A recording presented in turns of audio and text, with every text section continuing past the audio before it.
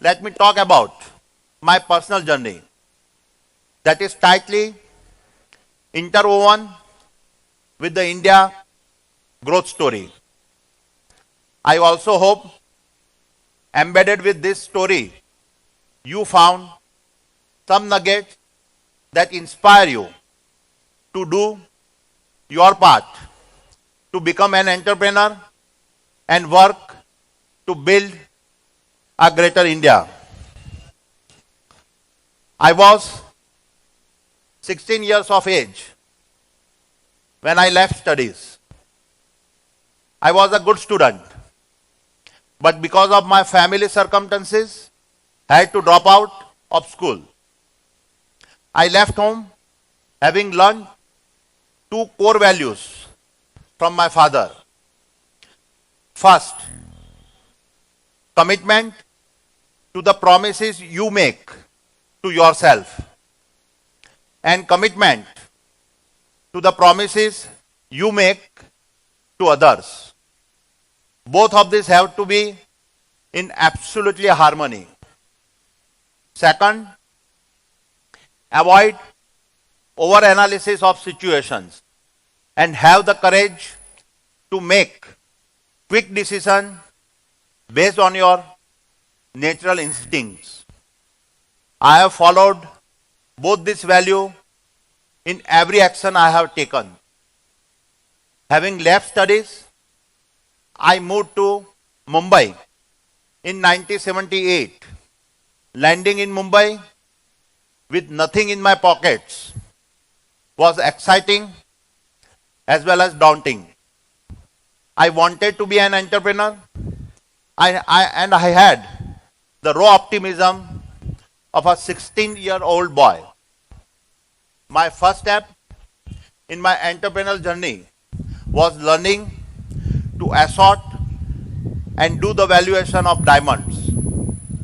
In less than 3 years, I had started my own diamond trading brokerage. I still remember my first trade with a Japanese buyer and my commission of rupees 10,000. I felt terrific that I had created this opportunity by myself, and for a teenager, there could not have been a greater confidence booster to get started. My young friends, an essential part of my learning throughout my career is that everyone gets opportunity in their life. So will you. However, the two questions you will need to answer are: can you connect the dots early enough to recognize the opportunity coming at you? And then, do you have courage to relentlessly chase it down? Let me elaborate how essential these two principles have been to me. It was 1984. Sri Rajiv Gandhi had come to power, and his enthusiasm as a young Prime Minister represented the new face of India, open to economic liberalizations. A slew of reforms were announced, and several raw materials controlled by the state trading corporations become permissible to be imported under the open general license. This was an opportunity I acted on instantly to start my import business, which in turn laid the foundation for the global trading business I was to build. The late 80s and early 90s were difficult years for India. The challenge of depleting foreign exchange reserves led to the government providing additional export incentives in 1989. Here again, I saw an opportunity to move quickly and establish a global trading house dealing in polymers, metals, textiles, and agro products. We grew so rapidly that within 2 years, we had become the largest trading house in the country, overtaking long-established market leaders. The year 1990-1991 saw one of the worst financial crises. India's reserves were down to less than $1 billion. It was at this time that Sri P.V. Narasimha Rao became the Prime Minister. Within weeks of coming to power, he and his Finance Minister Sri Manmohan Singh Ji announced a series of decisions, including a dramatic depreciation of the rupees to boost exports and increase India's foreign exchange reserves. India will remember these two leaders as the ones primarily responsible for the real start of liberalization and privatization of the Indian economy. Thereafter, in 1994, we executed on our first IPO. While the IPO was successful, it opened my eyes to another opportunity. As just a trading company with no assets, the dependence largely on my personal, individual entrepreneurial skills would limit the value of the company in the eyes of the investors. We therefore would need to build an asset base within the company. As the country's largest trading house, we are already using the port facilities across the country. Because of heavy congestion at the different ports, I was getting increasingly frustrated with the expensive damages I was paying, as well as my challenge in delivering timely shipments to my customers. I had therefore started seeking an opportunity to expand into the port business. In the mid-90s, as the central government realized that the quickest way to build the much needed national infrastructure was through a far more aggressive push through the public-private partnership mode. In line with this central government policy, the government of Gujarat in 1995 came out with its port policy under the PPP mode. This is when we immediately decided to build a port at Mundra. At that time, just a small village in Kutch. Keep in mind, we had no experience. We had never laid a brick before. All that we had was raw enthusiasm. All that we had was a belief in ourselves. The rest is the history. Mundra is now India's largest commercial port with a 40 kilometer of waterfront and is the single largest cargo gateway into India, having surpassed all other private and major ports in just 15 years. This was followed by our entry into the energy segment. Due to an acute shortage of power, the Government of India amended the Electricity Act in 2003 and enacted the rules in 2006. This was our opportunity to make an immediate entry into the power generation business. No different from the ports, we knew nothing about power generations. However, what started as a plan for a 660 megawatt unit to supply power to our SEZ rapidly expanded to 11,000 megawatt of capacity within a short span of 6 years. In the same manner, we moved into power transmission business in the year 2012 and 13 and recently further extended our reach into the power distribution through the proposed acquisitions of Reliance Infra Mumbai distribution business. My young friends, less than a decade, we were largely known as a trading house and a one-port company. Today, we are the country's largest ports and logistics business, largest private thermal power business, largest private transmission business, largest renewable energy business, largest coal trading business, largest mining business, and largest agro business, all in less than 10 years.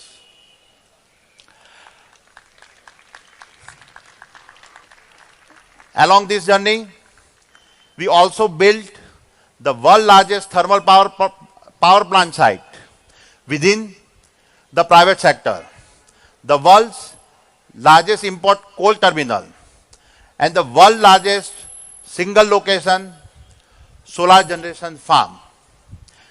Behind each one of these are inspirational story of guts and sacrifices people have made to make all this happen. We also created significant shareholder value.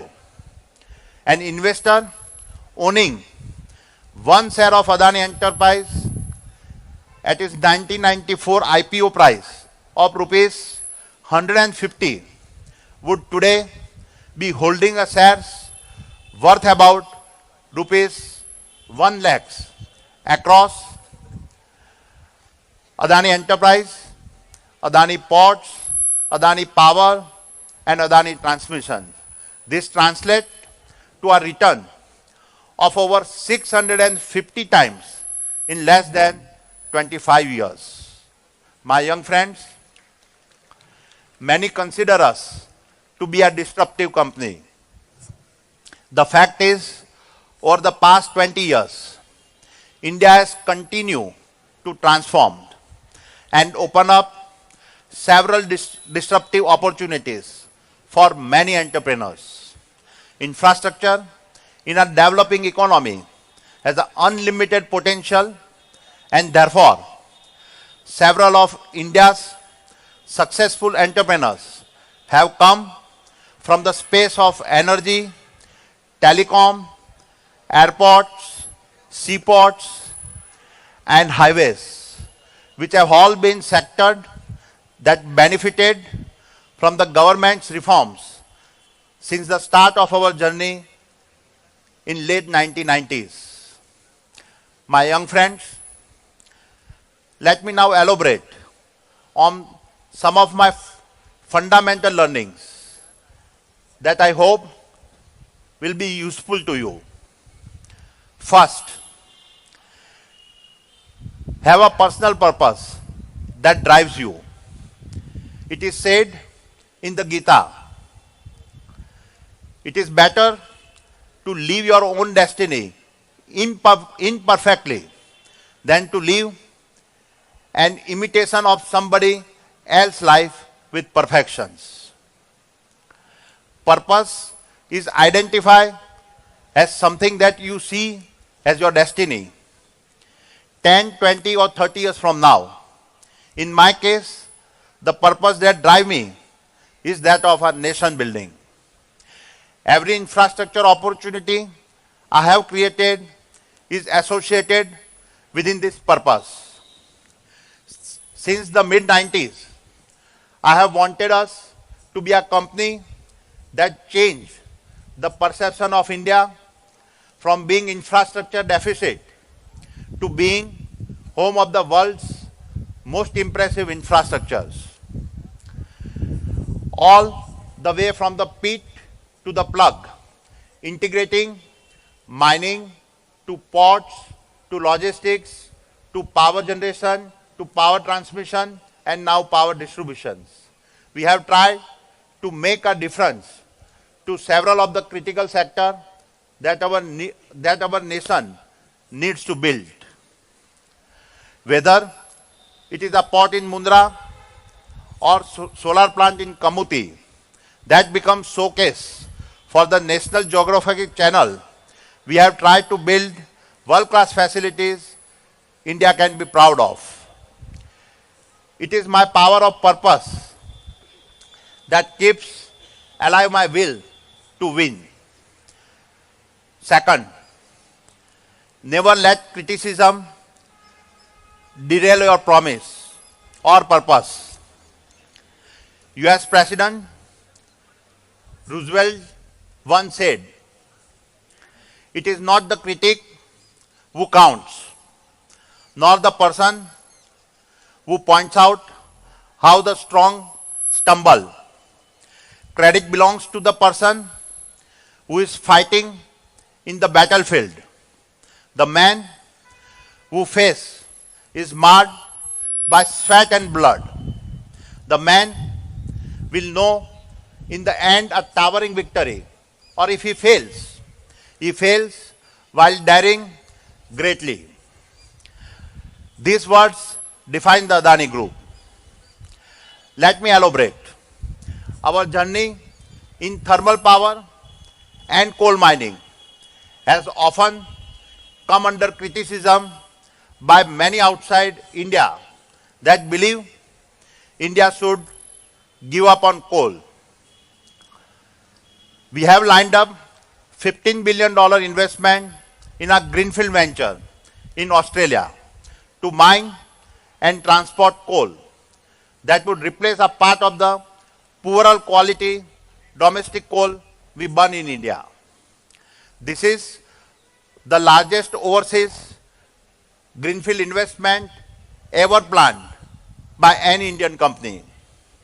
This project is intended to provide energy security to those in 18,000 villages in India that have no access to electricity, and in this process also be a significant job creation platform within Australia. However, in recent years, our project has faced intense resistance, abated by some international NGOs and competitors who have turned to vicious personal attacks and used the press to their advantage. I will be the first to agree that global warming is a challenge we have to tackle, and a cleaner energy is critical. However, it is possible to believe in both coal as well as renewables. The fact is that India is one of the lowest emitters of carbon dioxide on a per capita basis. The fact is that we have 300 million of our fellow Indian citizens that lack access of power. The fact is that renewable energy technologies are not currently ready to provide uninterrupted baseload power. The fact is that it is our responsibility to get electricity to the Indian child who needs to light that single bulb to educate himself. And the fact that you and I cannot sit on the sidelines and watch this happen and take no action. What the critics don't mention, the fact that we are aggressively pursuing renewable energy. What the critics don't mention is that in a span of 2 years, we have become the country's largest renewable power player. And what the critics don't mention, that are featured as one of the top 15 renewable players in the world. Therefore, don't let criticism slow you in pursuit of your purpose. Learn from criticism that are constructive and grow stronger from ones that are not. Importantly, never hold grudge against those who criticize. Accept it as a way of life that will make you more resilient to face the future. Third and final, keep learning. I have realized over the years that leadership and learning are inseparable. If you want to recognize opportunity You cannot afford to stop learning.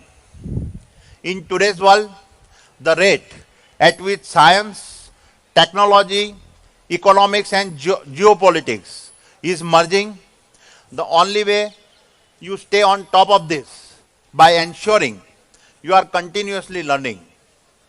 Even today, I try to spend a couple of hours reading every day, listening to people from sectors that I know little about, making a couple of trips a year to Silicon Valley to see how game-changing technologies are impacting every facet of our life, and understanding how material science is redefining the way we produce energy. All this allow me to paint for myself the larger picture about where the next set of opportunity will be created. Therefore, develop a passion for learning. This is the only way you never cease to grow. My young friends, we live in a blessed country. You are at a point of time where the future of our nation is full of incredible growth opportunities. If I, against all odds, made it as an entrepreneur, there is no reason why there cannot be 1,000 greater entrepreneurs amongst you. Keep in mind that for every one of you here, there is 1 million out there who are less fortunate. Therefore, whatever you do it keeping your greater purpose in mind. Do it for your parents who have invested their life in you. Do it for your teachers who have selflessly worked for your success. And do it for that child who does not have the privilege of studying in a college like you. My young friends, I wish you the best. May all your aspirations come true, and may you take our nation, India, to great heights. Thank you. Jai Hind.